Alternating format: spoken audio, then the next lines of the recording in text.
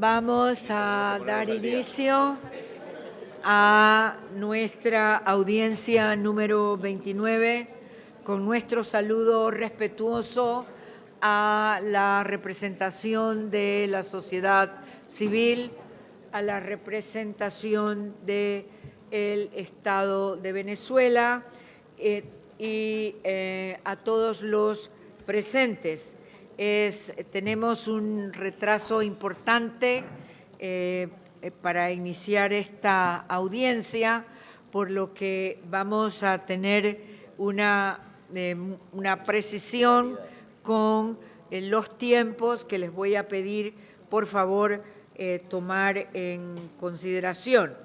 El objetivo de esta audiencia está para, como es lo usual, las audiencias para la comisión constituyen el espacio para recibir una información de manera directa. En este caso, se abordarán los temas sobre las acciones de hostigamiento contra personas defensoras de derechos humanos, periodistas y medios de comunicación en Venezuela y su ubicación en el tiempo de un primer bimestre de este año particularmente. Vamos entonces a dar inicio a la misma para escuchar sus posiciones. Vamos a conceder los 15 minutos a la sociedad civil en primer lugar y luego al Estado. Damos inmediatamente la palabra. Bueno, muchísimas gracias por la oportunidad de ofrecer información y la posibilidad de hacer llegar la voz de las víctimas a la comisión. Nosotros queremos resaltar la importancia de la tarea del seguimiento que hace a la situación de derechos humanos la Comisión Interamericana de Derechos Humanos, especialmente a través de los comunicados. El comunicado en relación a la denominada Ley contra el Odio ha sido fundamental, también ha sido sustantivo todos los pronunciamientos y, por supuesto, la presentación del informe. En la mesa, Ligia Bolívar, Ricardo Rosales, Amado Vivas y quien les habla, Carlos Correa, de las organizaciones Espacio Público y del Centro de Derechos Humanos de la Universidad Católica Andrés Bello. De inmediato le doy la palabra a mi colega Ligia Bolívar. Buenos días. Yo me voy a referir al tema específicamente de defensores en este contexto, comenzando por señalar que el pasado 28 de abril los defensores Marino Alvarado y Humberto Prado se encontraban realizando una jornada de talleres de formación en el estado Amazonas. Durante toda su estadía fueron seguidos por funcionarios de la Dirección de Contrainteligencia Militar, DIGISIM, y del Servicio Bolivariano de Inteligencia Nacional, bajo el supuesto de brindarles protección. En un tuit que sacó el mismo de Marino Alvarado, él ya advertía que en Amazonas funcionarios de DIGISIM se nos presentaron a Humberto Prados y a mi persona, informándonos que tenían órdenes de darnos protección, entre comillas. Mantuvieron una actitud respetuosa y dijeron que la vigilancia se mantendría hasta que saliéramos del Estado. Este caso ilustra el alcance del hostigamiento contra defensores que trabajan en zonas sensibles, como es el caso del Estado Amazonas, donde hay una fuerte presencia militar vinculada precisamente con la explotación minera y con el tráfico de combustibles. Se observa, por otro lado, una descalificación pública permanente de los defensores de derechos humanos, identificándolos como enemigos, traidores, golpistas. Este tipo de descalificación se produce mediante declaraciones de altos funcionarios y el uso de medios de comunicación oficialistas en campañas de desprestigio. Recientemente, esta última práctica se comenzó a observar también en relación con organizaciones de trabajo humanitario de otros países, como es el caso de la organización Living Water Community, que brinda asistencia a solicitantes de refugio en Trinidad y Tobago, y que fue señalada como posible responsable de trata de personas por al menos 4 medios oficialistas de Venezuela. Anteriormente, en el marco de las protestas de 2017, hubo una campaña de intimidación por redes sociales en la que se identificó a defensores y a dirigentes comunitarios como con sus nombres, fotos de sus rostros y en algunos casos hasta su dirección personal de su domicilio, invitando a la población a denunciarlos ante el Cuerpo de Investigaciones Científicas, Penales y Criminalísticas. Y, por cierto, la primera batería de tweets que salió de la cuenta de Twitter del Cuerpo de Investigaciones, de este Cuerpo de Investigaciones. Existen, por otro lado, grupos y laboratorios dedicados a la descalificación y amenazas en redes sociales.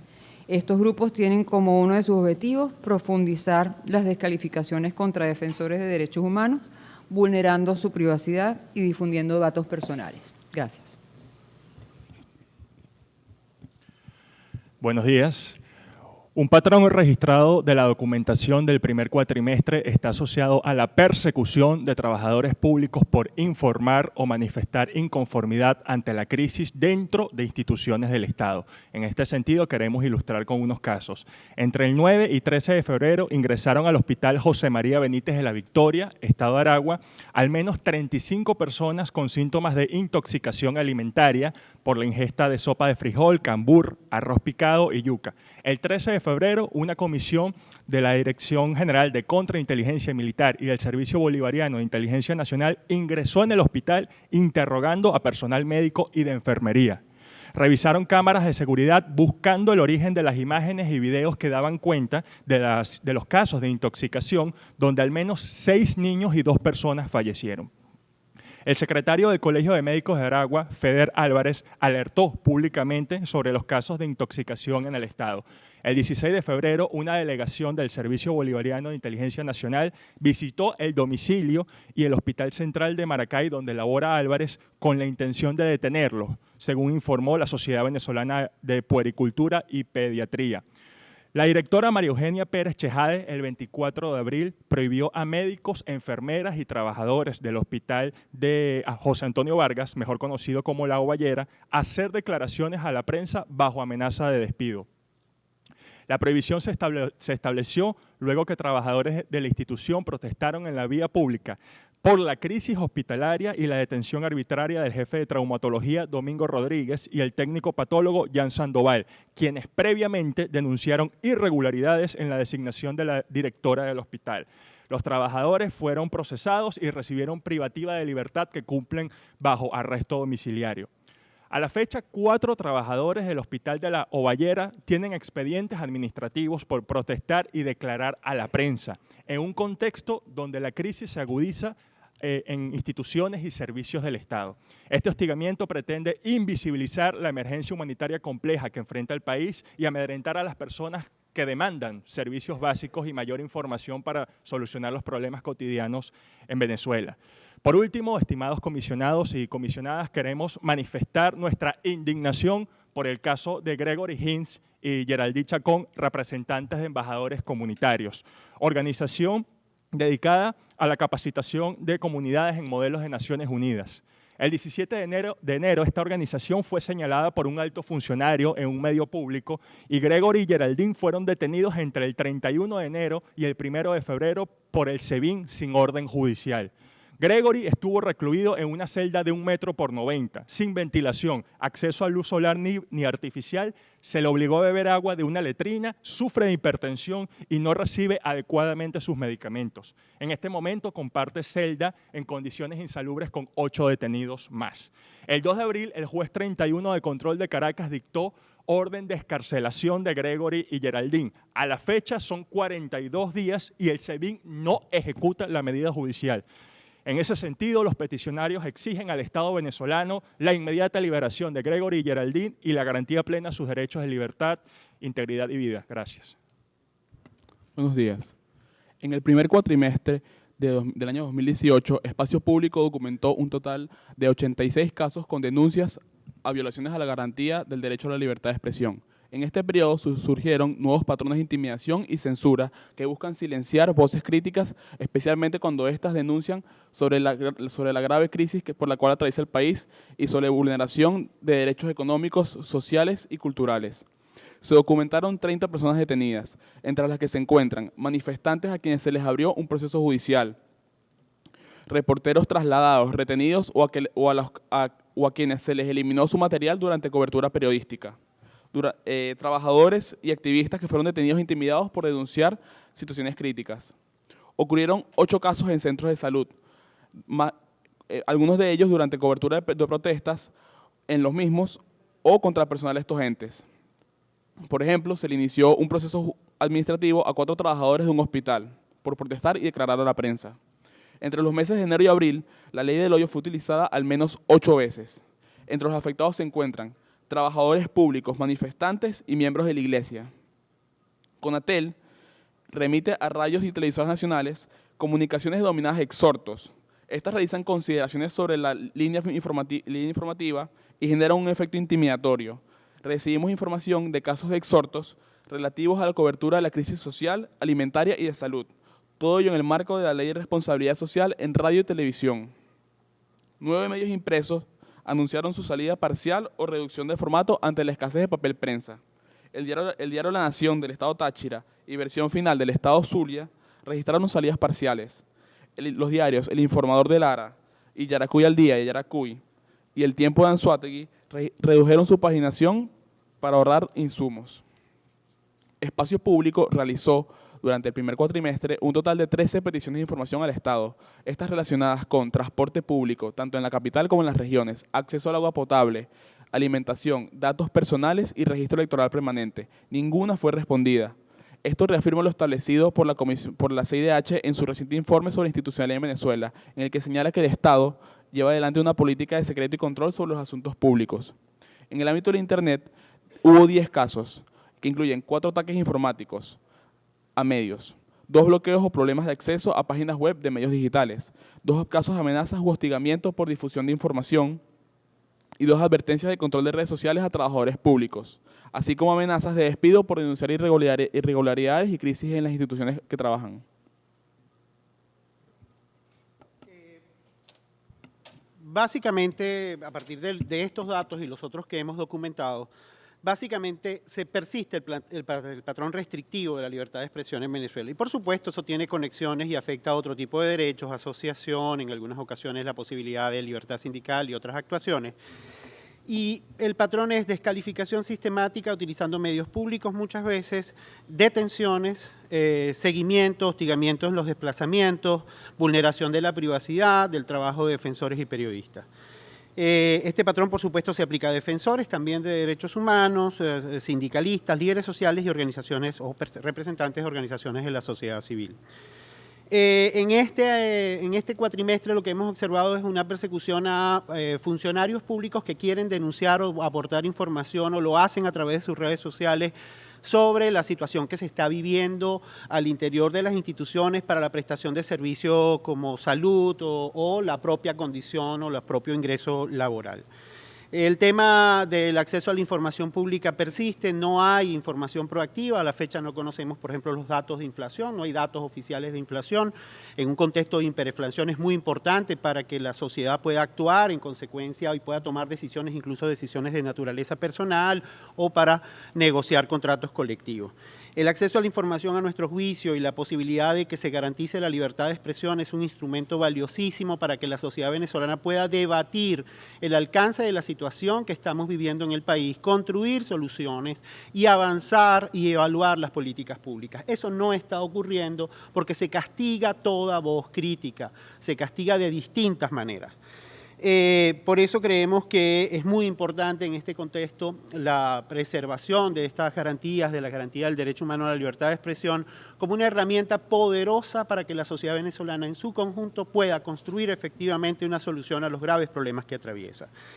Por eso creemos que el Estado tiene la obligación y debe cumplir, prevenir, investigar, procesar y sancionar a todas las violaciones a la libertad de expresión, para de alguna manera y además reparar integralmente a las víctimas que han sido afectadas.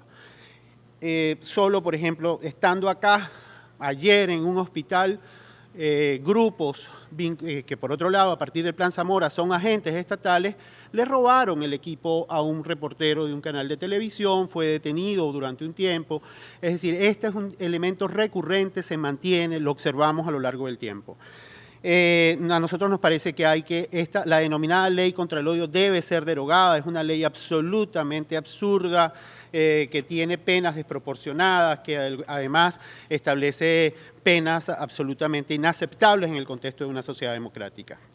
Y nos parece muy importante pedirle a la Comisión la importancia de hacer seguimiento. La Comisión ha jugado un papel importante en Venezuela para diagnosticar preventivamente la situación de las violaciones a los graves derechos humanos en Venezuela. Desde el primer informe en el año 2002, los otros informes han aportado elementos para que no estemos en la situación en la que estamos ahora. El problema de Venezuela es un problema de graves violaciones de derechos humanos, de ausencia de balance, de no garantías de los derechos. Y eso es lo que está generando la incapacidad de que efectivamente en Venezuela podamos, con el conjunto de la diversidad de la sociedad venezolana, se puedan resolver los graves problemas que estamos atravesando. Muchísimas gracias.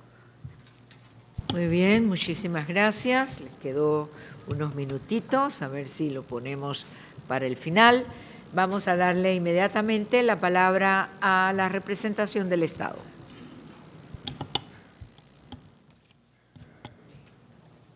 Muchas gracias, comisionada, vicepresidenta. Saludar también al secretario ejecutivo que se incorpora en esta audiencia, al relator especial para la libertad de expresión, a las organizaciones de la sociedad civil que están hoy aquí con nosotros durante este periodo de sesiones de audiencia. Comisionados, nosotros antes de comenzar queríamos informar que el día de ayer hemos transmitido una comunicación a la Comisión Interamericana manifestando nuestra disconformidad sobre cómo esta audiencia fue convocada a través de la Relatoría Especial para la Libertad de Expresión. Desde nuestro punto de vista, se transgredieron los procedimientos establecidos en la Comisión para convocar a esta audiencia y se hizo un trato preferente que pone en tela de juicio la credibilidad del sistema de otorgamientos de audiencias por parte de la Comisión. En este caso, el Estado viene a esta audiencia sin tener información sustantiva sobre la petición que hacen las organizaciones de la sociedad civil. Solo hace unos días se nos envió un documento de una página con 95 palabras en atención a una petición que le hicimos expresamente a la Comisión. Es decir, hubo una irregularidad importante en el trámite de esta audiencia a través de la Relatoría para la Libertad de Expresión, que fue quien nos convocó a venir acá. Sin embargo, a pesar de ello, nosotros acudimos a esta audiencia de buena fe, venimos a este espacio para aportar información, aportar elementos en torno a este tema, comprometidos como estamos con el respeto de los derechos humanos en Venezuela.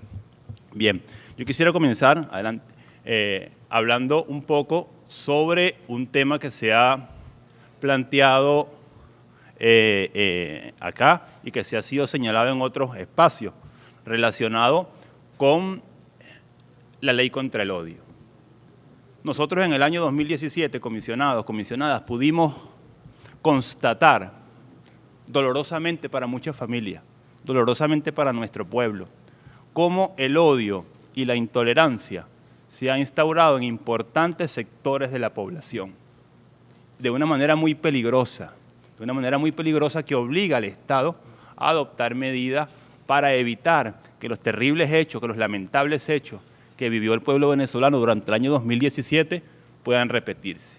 Allí ustedes pueden ver, por ejemplo, una muestra de uno de los tantos mensajes que se difunden en las redes sociales en relación con Venezuela. Se acerca la noche de las hogueras rojas. Todo lo que tenga olor y color A será lanzado a la candela. No se olviden de y otros insultos. Adelante, hay más. La siguiente, por favor.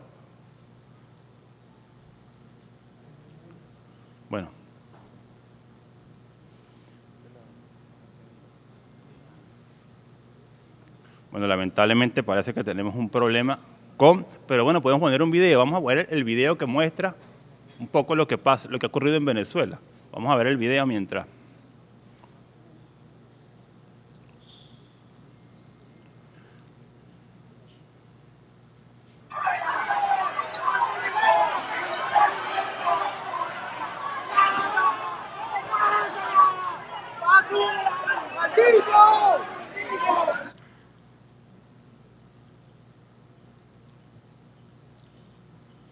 tenemos a un grupo de personas, ya que tú lo preguntas, entre las novedades del día de hoy tenemos un grupo de unos 20 personas que vinieron del interior para participar en la manifestación del oficialismo y puede que venían a Chacao, a lo mejor venían al Sambil o venían o a lo mejor se perdieron, pero en las inmediaciones del Centro Lido tuvieron que ser resguardados por Polichacao para evitar una confrontación porque pues corrían el riesgo de ser linchados por algunos manifestantes. No es esa, no es esa. Hoy 27 de junio, espero que todo el mundo me escuche, y esto es un mensaje para todos los chavistas. Todos los estudiantes tienen que matar a todos los chavistas. Así es como vamos a salir de ese maldito gobierno. Es como un videojuego. Hasta que tú no llegas al jefe, al monstruo, hasta que tú no los mates a todos, tú no llegas al monstruo y matas al monstruo. Así es en Venezuela. No vamos a matar a Maduro, no vamos a salir de este gobierno hasta que matemos a todos los chavistas. Mate un chavista y haga patria. Mátenlos a todos, botellazo, martillazo, cuchillo, batazo, lo que sea. Muerte al comunismo. Maten a todos esos malditos. Vayan ubicando todos los comandos de la Guardia Nacional, del SEBIN, de cada comando de policía. Y vayan todos armando, y vayan matando guardia por guardia, policía por policía. Muerte al comunismo. Bien, eso que pudieron ver así ustedes en los videos, solamente una muestra. Bueno, ahí opté por quitar las imágenes, porque eran verdaderamente inadecuadas para presentarlas acá en este escenario, pero ahí pueden ver ustedes más imágenes, ¿no? A todos esos, hay que matarlos. No debe quedar ni uno vivo. Vamos a incendiar a cada uno de esos, Eso es diariamente. Yo le pido a cualquiera de ustedes que haga ese ejercicio a través de las redes sociales. Pongan en el buscador y pongan esas palabras clave que ahí están y van a ver lo que día a día se difunde en Venezuela. Adelante. Pero eso no quedó en las redes sociales exclusivamente. Eso tuvo un impacto, como se los decía, doloroso para nuestro pueblo. Solo durante el año 2017 hubo 40 personas que fueron víctimas de crímenes de odio en Venezuela, incluyendo 6 personas que fueron fallecidas. Varias de ellas, fueron quemadas vivas, simplemente porque alguien la identificó como chavista. Dijeron, este es chavista y en consecuencia hay que quemarlo, tal como dicen libremente a través de las redes sociales. Hubo 27 personas que fueron heridas. Durante la audiencia que tuvimos en Bogotá, yo les presenté un video, no sé si ustedes lo recuerdan, de un joven que estaba en un hospital recuperándose de unas graves heridas. ¿Cómo le decían que él tenía que morirse? Simplemente por el hecho de ser un chavista mientras estaba siendo quemado. Ayer vimos, por ejemplo, también un caso de un trabajador del Consejo Nacional Electoral que fue golpeado salvajemente simplemente por el hecho de tener un carné que lo identificaba como empleado del poder electoral en Venezuela. Hubo también por lo menos 7 quemas de vehículos, acoso, hostigamiento, incitación al odio. Esa es una realidad. Es una realidad que nosotros no podemos ignorar. No podemos ignorar desde el Estado venezolano, pero tampoco podemos ignorar desde los organismos de protección que están al servicio de todos los venezolanos y que deben contribuir de manera constructiva a erradicar la violencia en Venezuela. Porque con la violencia nadie sale ganando, no es la vía para dirimir o resolver los conflictos en cualquier país. Adelante. En virtud de eso, de esa realidad, frente a la cual no podíamos ponernos una venda en los ojos, no podíamos desconocer, la Asamblea Nacional Constituyente aprobó la ley contra el odio por la convivencia pacífica y la tolerancia. Lo hemos explicado suficientemente, acá lo volvemos a hacer. De acuerdo a nuestra Constitución, la Asamblea Nacional Constituyente tiene 3 funciones. 1, transformar el Estado. Ahí está el artículo 347. 2, crear un nuevo ordenamiento jurídico. Eso no requiere interpretación. Crear un nuevo ordenamiento jurídico significa que puede dictar normas como parte de su función de poder originario. Y su tercera función es redactar una nueva constitución. Además, ustedes bien saben en esta comisión que no es la primera vez en la historia de nuestro continente que una Asamblea Nacional Constituyente aprueba instrumentos jurídicos. Revísese la historia reciente de nuestro continente, se podrá ver como otros procesos constituyentes han igualmente incluido la elaboración de instrumentos jurídicos, ¿no? Adelante. Esa ley tiene un claro fin legítimo, que es garantizar el reconocimiento de la diversidad, la tolerancia y el respeto recíproco, pero especialmente es prevenir y erradicar toda forma de odio, desprecio, hostigamiento, discriminación y violencia. Todos esos elementos están expresamente consagrados en los tratados internacionales. Adelante, la siguiente. Si hubiera alguna duda, comisionados, para su tranquilidad, si hubiera alguna duda en la interpretación de cualquiera de las disposiciones de la norma, la propia ley dice cómo resolverlo. Si hay alguna duda en la interpretación de la ley, ¿cuál vamos a adoptar?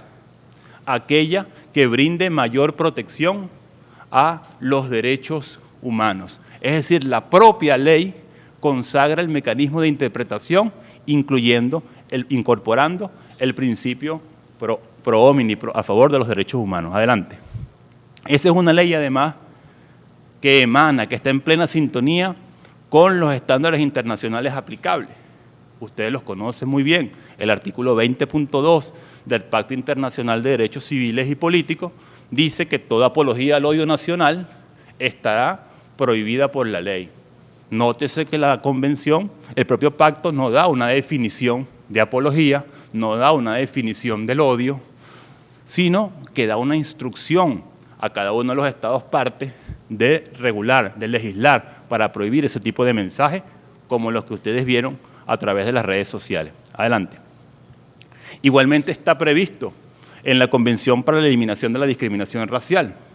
Incluso nosotros tenemos una recomendación que nos ha hecho el Comité para la Eliminación de la Discriminación Racial, donde nos ha pedido modificar nuestro ordenamiento jurídico interno para adaptarlo a ese artículo de la Convención, a fin de asegurar que sea punible todo llamado, toda difusión de ideas basadas en la superioridad o el odio racial. Esa es la voluntad de los estados. Esa es la voluntad de los estados, que son signatarios de ese tratado internacional, por el cual además nosotros estamos vinculados y estamos obligados. Adelante. Ahora, se habla acá de hostigamiento contra defensores de los derechos humanos en Venezuela, y la realidad es que en Venezuela, salvo 1 o 2 episodios que puedan plantearse de manera concreta, que lo cual nosotros rechazamos de manera contundente y categórica, y estamos totalmente a la disposición de revisarlos, de investigarlos y de apoyar para que se imponga la justicia en todo y cada uno de esos casos. La realidad es que los defensores de derechos humanos ejercen su trabajo con libertad en nuestro país. No es precisamente en Venezuela donde los defensores de derechos humanos presentan graves complicaciones para el ejercicio de su trabajo. Incluso hay organizaciones no gubernamentales que fueron incorporadas aquí como parte de la delegación de la oposición que participó en las mesas de diálogo que tuvimos aquí a unos cuantos metros, tal vez 1 kilómetro, un poquito más. Esas organizaciones no gubernamentales estuvieron sentadas apoyando, no estuvieron en la mesa obviamente, estuvieron en un lugar paralelo, apoyando a la oposición en el proceso de negociación con el gobierno. Y algunas se han sentado aquí incluso en las audiencias de la Comisión Interamericana, y contra ellas no hay ninguna persecución, no hay ningún hostigamiento en el ejercicio de esa labor. Adelante. Otras, por ejemplo, ahí es que está Provea ejerce su labor libremente en Venezuela. Por las redes sociales llama abiertamente a la rebelión. Dice, rebelarse contra la dictadura es un derecho.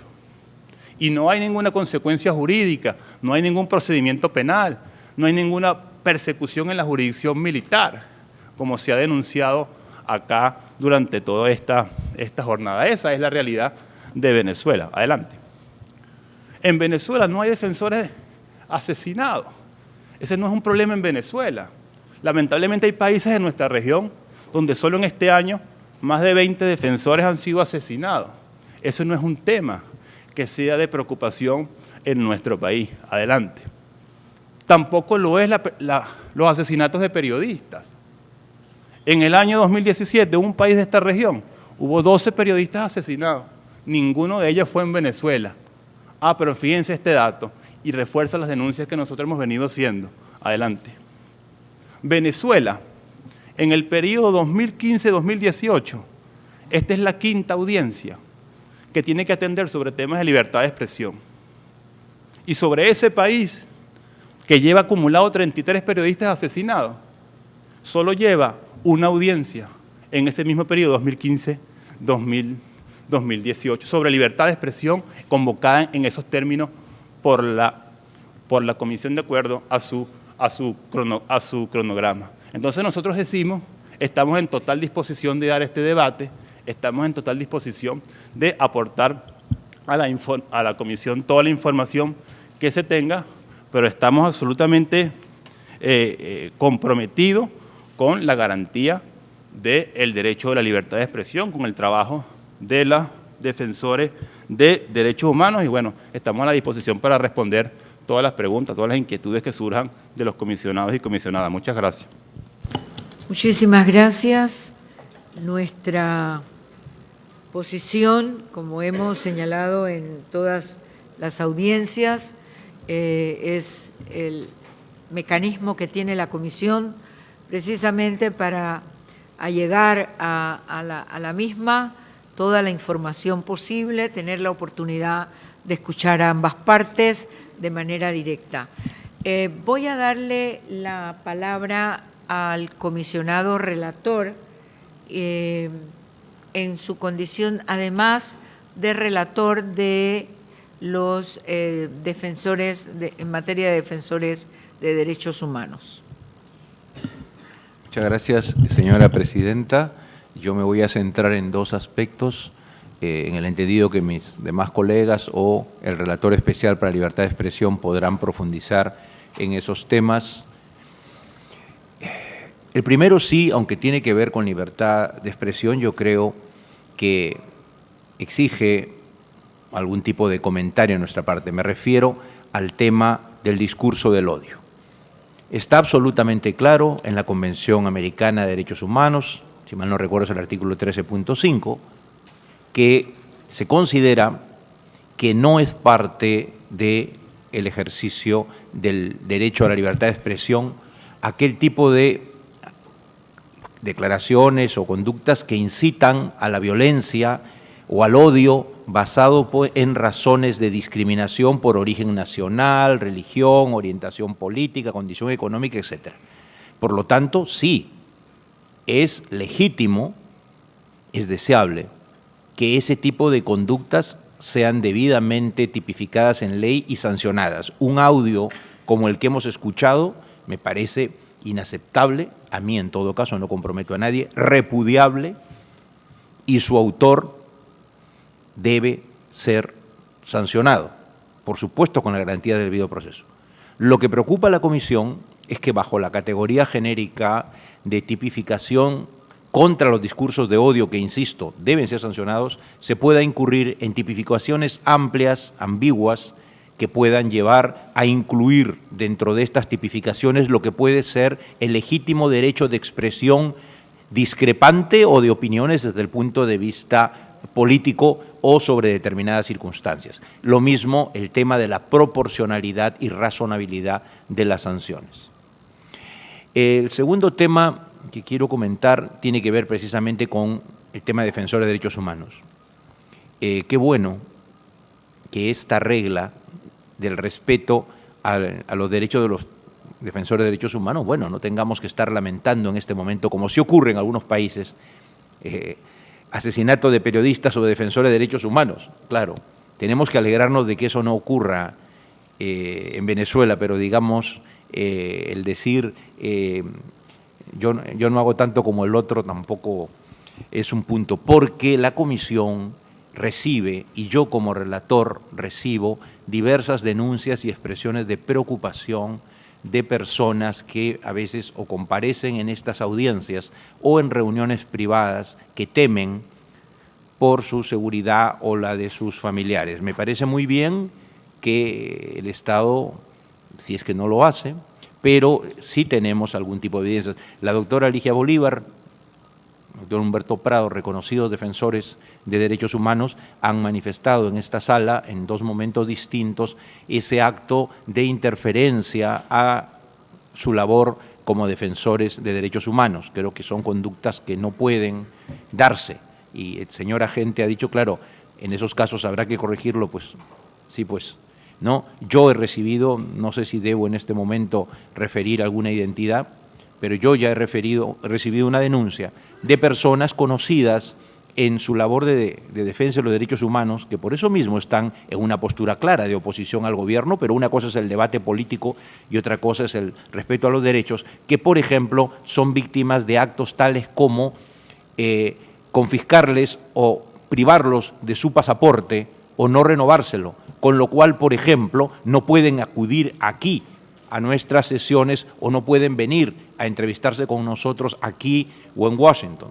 Entonces, ese tipo de actos de hostigamiento al retorno al país, el Estado sabe que están claramente prohibidos y que las personas que acuden aquí están protegidos y el Estado tiene el deber de respetar sus derechos, pero que también, por ejemplo, el privar del pasaporte o no renovarle el pasaporte a una persona que no tiene ningún tipo de condena judicial o ninguna restricción judicial de salida constituye un atropello a los derechos de defensores de derechos humanos que no debe producirse. Gracias, señora presidenta.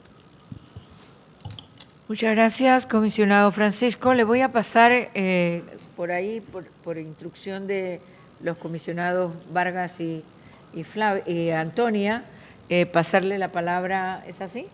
Al relator, ¿sí? ¿Primero? ¿Primero? ¿Cómo? Bueno, sí.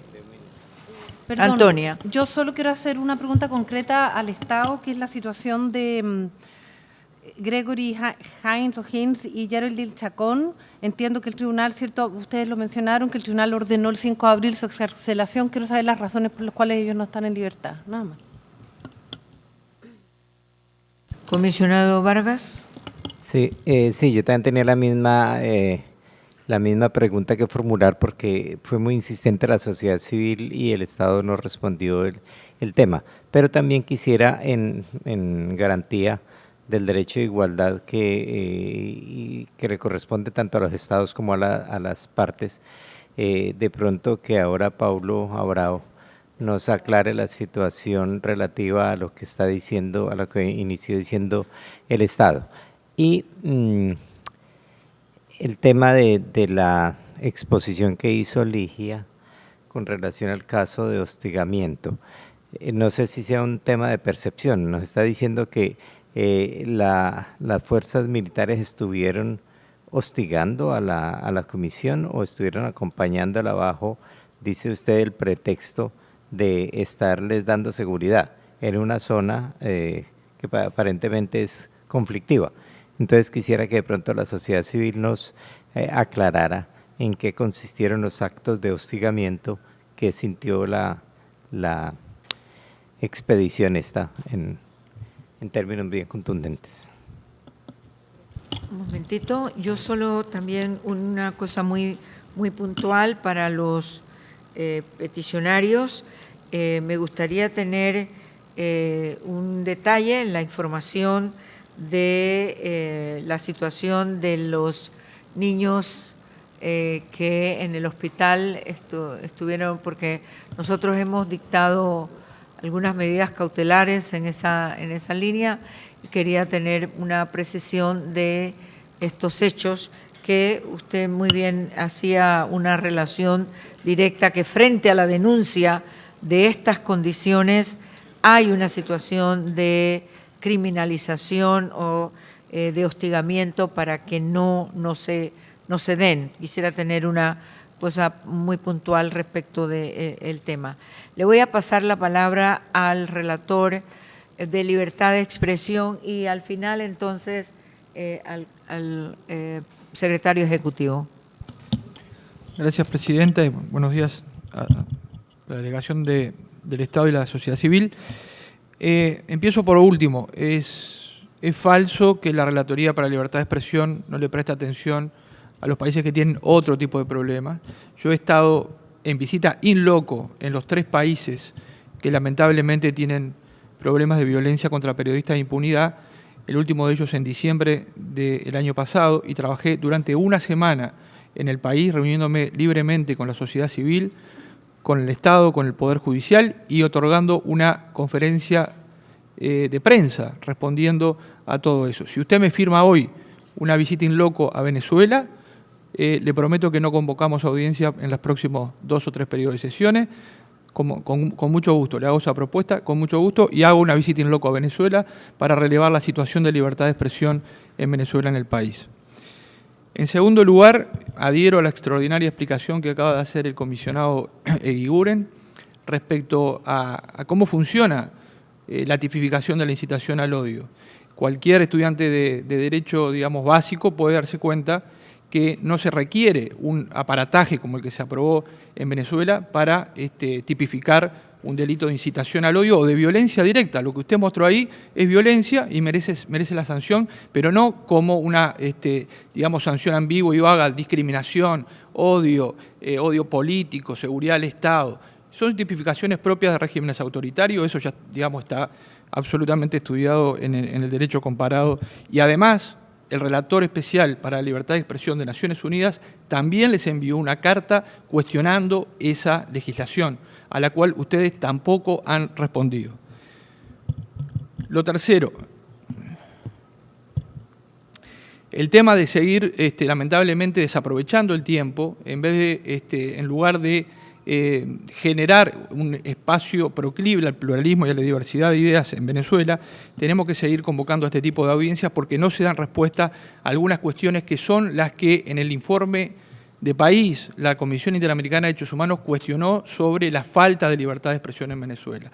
No se puede simular tener libertad de expresión. El Estado tiene obligaciones claras de abstenerse de interferir y de perseguir a quienes piensan distinto y a quienes informan sobre hechos de interés público, y tiene obligaciones positivas que son del Estado, que no son de los grupos o de los opositores o de la sociedad civil o de los particulares, son obligaciones del Estado. El día que el Estado cumpla con esas obligaciones lo vamos a reconocer, y si tenemos que condenar a quienes promueven la violencia, etcétera, lo haremos. Pero hay una serie de obligaciones que se le ha pedido constantemente al Estado de Venezuela que cumpla para garantizar el ejercicio de la libertad de expresión en el país, y no la cumple. En general hay un patrón de persecución al que piensa distinto, al que dice algo que no le gusta al régimen o al que informa sobre hechos de corrupción, sobre hechos de falta de desabastecimiento, etcétera. Menciono algunos y con esto termino, me gustaría que se respondieran. ¿Qué pasa con la persecución a empleados públicos? Hay un caso en la Corte Interamericana de Derechos Humanos que viene desde hace años, que al que firma una petición, al que hace un anuncio público, se lo despide o se lo amenaza. ¿Cuáles son las medidas que ha tomado el Estado para sancionar a aquellos funcionarios que amenazan a funcionarios públicos? Segundo, hay un patrón de no asignación de frecuencias bajo concursos transparentes y que le den seguridad a los medios de comunicación. Los medios de comunicación en Venezuela están en libertad condicional. Dicen o hacen algo que no le gusta al gobierno, pueden revocarle las frecuencias. Se revocaron 50 frecuencias. ¿Qué ha sucedido con esa pregunta que se le ha hecho al Estado? Tercero, escasez de papel. Vienen cerrando desde hace años los medios de comunicación en Venezuela porque el Estado, que tiene el monopolio en el manejo y la producción de papel, no otorga papel a los medios opositores. ¿Cómo se responde a esa pregunta que se ha hecho repetidamente en estas audiencias? Cuarto, ¿qué pasa con personas o periodistas como Braulio Jatar, que por el mero hecho de publicar un video con una manifestación que afectó al presidente de la República, fue perseguido, fue sacado del aire, hoy se encuentra en prisión domiciliaria, pero no puede ejercer el periodismo? Si no puede ejercer el periodismo por una medida restrictiva que nunca se ha aclarado, es un periodista que está censurado. Y por último, ¿qué sucede con el uso de los medios públicos en Venezuela? Lo venimos diciendo desde el año 2003, 2004. El señor Diosdado Cabello ingresa en esta tipificación que usted acaba de mencionar de la ley de odio cuando utiliza los medios públicos para denostar, para acosar y hostigar a defensores, a periodistas y a opositores. Muchas gracias. Gracias, Edison. Voy a darle la palabra al secretario ejecutivo para una intervención. Muy puntual. Muchas gracias, señora presidenta. Solo para aclarar que el procedimiento de selección de audiencias pasa por una evaluación inicial de la respectiva relatoría y esa situación en verdad nos ha demostrado que existe una falla técnica en el sistema. Rigorosamente, reglamentariamente no hay una obligación de se adjuntar un documento detallado, pero el sistema habla un campo obligatorio. Así que este episodio va a nos permitir ahora arreglar eso en el sistema. Muchísimas gracias. Muy bien, estamos con el tiempo muy apretado, pero vamos a darle 5 minutos a ambas partes para las respuestas. Y vamos a ser muy estrictos para poder seguir con la otra. En el año 2002 la Comisión Interamericana visitó Venezuela y me tocó organizar una reunión con periodistas. Participaron 60, 70 periodistas. Permita que vaya el relator una semana, que hable con todas las partes, construyan una agenda posible y nos ahorramos este tema de los viajes. Es decir, a nosotros nos interesa que hablen las víctimas. Hemos hecho esfuerzos para tratar de hacer llegar la información. Además, lo otro que tiene que hacer el Estado venezolano es cumplir las recomendaciones de los órganos del sistema interamericano y del sistema universal y estaríamos en mejor situación. El discurso de intolerancia en Venezuela es terrible, es muy malo, pero no se arregla castigando las expresiones de odio con más sanciones que los propios delitos de odio. Esa ley establece 20 años, hasta 20 años de pena privativa de libertad por expresiones de odio. No alcanza un delito como el homicidio, pueden tener menos de 20 años. Entonces hay una inconsistencia en esa norma y además la vaguedad hace que se utilice. Por ejemplo, uno de los casos que señalamos de manera genérica es que se le abrió un proceso a un sacerdote porque hablaba de una parábola de la Biblia en un sermón de la iglesia. Entonces hay un despropósito en la aplicación de esa norma y efectivamente se utiliza como dispositivo para tratar de generar intimidación y miedo. Entonces, sencillamente es una norma que no resiste el análisis, La mejor manera de construir un espacio de deliberación de calidad es que los medios públicos lo hagan, que le den participación a la diversidad, que sean medios de servicio universal, que no sean medios de una parcela. Hay modelos en la región para eso y que permita que efectivamente todos los sectores puedan expresarse y podamos tener un debate sensato, no basado en la descalificación. Ahora, el hecho de que haya personas que se descalifican, porque se colocan solo ejemplos de una parte, pero hay ejemplos en cantidad de la otra parte, con cosas terribles, barbaridades y medias de las que se dicen allí, y lo que necesitamos es reconstruir un espacio de deliberación que es una de las funciones precisamente de las garantías para la libertad de expresión. Básicamente quería responder eso y además de eso, nosotros nos parece fundamental que efectivamente se pueda reparar. Una de las cosas que documentamos el año pasado y que seguimos documentando este año es el arrebato, el robo de equipos a fotógrafos, a camarógrafos. Esta semana, les contaba, le quitaron la cámara a una persona. Nosotros tenemos casos documentados y hemos tratado de procesarlos judicialmente de robos de equipos por parte de funcionarios, en algunos casos funcionarios militares. Es inaceptable. Inaceptable. Denunciados, documentados, que eso esté ocurriendo. ¿Cuál es la razón? ¿Por qué no se resarcen esos equipos? Y después, creo que el tema, a Dios gracias, hacemos un esfuerzo porque efectivamente en Venezuela no haya violencia y no haya asesinato contra periodistas. En este tiempo ha habido asesinatos de periodistas. Han asesinado a periodistas por temas vinculados al narcotráfico y muchos de esos casos no se han investigado suficientemente. Entonces, yo prefiero y trabajo activamente para que Venezuela tenga plena garantía de derechos humanos y podemos escapar de la violencia como recurso para resolver las diferencias que existan en la sociedad venezolana. Y para eso, la garantía plena y vigencia de los derechos humanos es el mejor mecanismo. Quisiera referirme muy rápidamente a la pregunta del comisionado Vargas en relación con los actos de hostigamiento en Amazonas. Lo que hubo fue un seguimiento durante todo el tiempo que ellos estuvieron allí, incluso en el momento en que estaban almorzando en la casa del obispo, ¿ya? Pensar que esto es un favor de protección en una zona que es particularmente conflictiva nos resulta difícil de creer, toda vez que esas mismas autoridades han sido incapaces de asegurar la vida y la integridad de las personas que viven en el estado Amazonas, ¿ya? Entonces, es obviamente un acto de intimidación.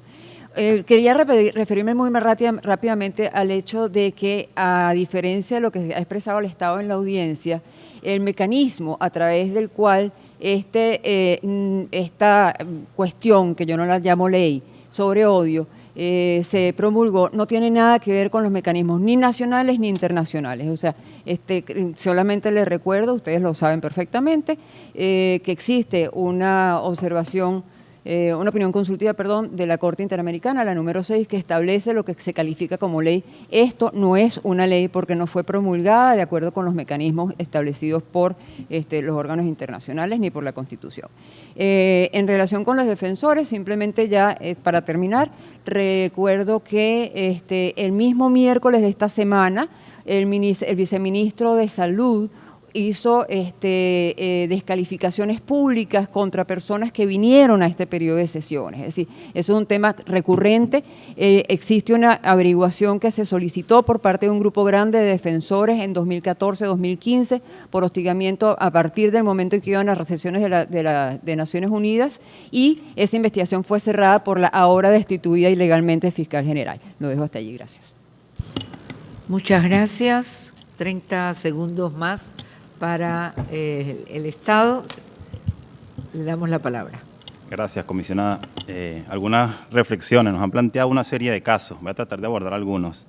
El comisionado nos hablaba de las denuncias que recibe, por ejemplo, con el tema de los pasaportes. Bueno, hay que revisar bien esas denuncias, porque fíjese, nosotros estamos, por ejemplo, ante la Corte Interamericana, un caso, el mismo caso que usted mencionó, ha enviado una comunicación a la Corte diciendo que él tiene una amenaza, que le iban a quitar el pasaporte y no podía salir del país. Y estuvo aquí en las audiencias con nosotros ante la Comisión Interamericana de Derechos Humanos, es decir, que no era cierto lo que se estaba alegando en su momento, porque ha podido entrar y salir al país durante todo ese periodo. Entonces, el tema de las denuncias también hay que revisarlo de manera detallada, ¿no? Igual se habla, por ejemplo, de los casos que se plantearon en Amazonas, ¿verdad? Pero no se dice que, por ejemplo, Humberto Prado, que es uno de los que se menciona, tiene medidas provisionales de la Corte, por lo cual el Estado está obligado a brindarle protección, y tiene una medida de protección de derecho interno, en la cual el Estado venezolano está obligado a brindarle protección. Y no se dice que Marino Alvarado tiene medidas cautelares de la Comisión Interamericana de Derechos Humanos y tiene medidas de protección adoptadas por el derecho interno. Entonces parece un poco, no sé cómo calificarlo, que se presente aquí como un acto de hostigamiento contra defensores de derechos humanos los casos de protección brindada a beneficiarios de la Corte Interamericana y de la Comisión Interamericana de Derechos Humanos, ¿no? Es un poco difícil de digerir el asunto. Nos han planteado algunos otros casos puntuales que, bueno, haremos llegar a la Comisión la información por escrito por razones de tiempo, porque hay un tema sobre el cual yo no quiero dejar de decir. Y es que nosotros creemos que las disposiciones del reglamento no son negociables. O sea, yo no estoy cambiando aquí que se viole el reglamento por aceptar una visita a nuestro país. Nosotros estamos planteando que en Venezuela hay una serie de temas que pueden ser del interés de la Comisión, como por ejemplo, hay organizaciones de la sociedad civil que pidieron para este periodo de sesiones que se discutiera la situación de los niños, niñas y adolescentes que están privados de libertad, es decir, la justicia penal juvenil. Vimos el tema de las personas con discapacidad, es decir, hay una serie de temas que, entendiendo que los recursos de la Comisión son limitados, deben también ser incluidos y que debe haber un equilibrio regional sobre el tratamiento de las audiencias. El señor relator por la libertad de expresión mantiene una comunicación permanente con los periodistas y los comunicadores en nuestro país. Incluso aquí tengo una invitación, va a estar el 15 de mayo, allá me imagino que será vía teleconferencia, no sé si será vía presencial. Va a estar en un evento convocado justo por Espacio Público y por el Centro de Derechos Humanos de la UCAP. Va a estar allá, el evento se llama Comunicar en Venezuela, desafíos para la libertad de expresión. Es decir, que el tema de la visita no es un justificativo que pretenda justificar o que pueda justificar el constante seguimiento o llamados a audiencia que se hace sobre este tema en relación con Venezuela. Venezuela como Estado parte de la Convención del Pacto Internacional de Derechos Civiles y Políticos, no puede aceptar que se diga que las categorías de odio, de intolerancia, de discriminación, que son las que utiliza el Pacto Internacional de Derechos Civiles y Políticos, sean típicos de regímenes autoritarios. Porque si eso fuera así, todos los estados signatarios de ese pacto internacional, incluso de la Convención Americana, fueran estados autoritarios, ¿no? Yo creo que esa es una apreciación que es necesario revisar. Y todos estos temas que nos ha planteado el relator han sido respondidos una y otra vez durante todas esas 5 audiencias que hemos tenido en este periodo de 5 años, sobre la frecuencia, sobre el tema del papel, sobre el caso de Braulio Jatar, que como lo demostramos en el procedimiento de medidas cautelares, no está privado de libertad por el ejercicio de la labor periodística. Eso no es cierto, el relator lo sabe el relator país. Él está privado de libertad por haber cometido delitos que están previstos en la legislación venezolana, no por el ejercicio de la libertad de expresión. Eso está suficientemente acreditado en los procedimientos que se llevan ante esta comisión. A pesar de, bueno, como conclusión, nosotros quisiéramos reiterar nuestro absoluto rechazo a cualquier ataque contra los trabajadores de la comunicación social y contra los defensores de derechos humanos. Esos hechos reciben el repudio absoluto nuestro y de todas nuestras autoridades. El comisionado y la comisionada nos preguntaron por algunos casos, le decimos que no tenemos la información en estos momentos, pero nos comprometemos en preparar un informe especial y hacérselo llegar a la brevedad posible. Muchas gracias. Bueno, los 30 segundos. No, es que tenían ustedes 30 de más, y tenía que darle 30 más a los sí que, bueno, y ya tenemos a las otras personas que están esperando la siguiente audiencia. Quiero expresar nuestro compromiso como comisión de actuar siempre en la búsqueda de tender los puentes de comunicación permanente. El pueblo venezolano se merece una vida y una convivencia pacífica, libre de violencia. Yo creo que todos los países hermanos tenemos este deseo, expresamos a través en esta oportunidad, a través de mi persona, este mensaje de paz, de convivencia, de no violencia para el pueblo venezolano. Muchas gracias y damos por terminada esta audiencia.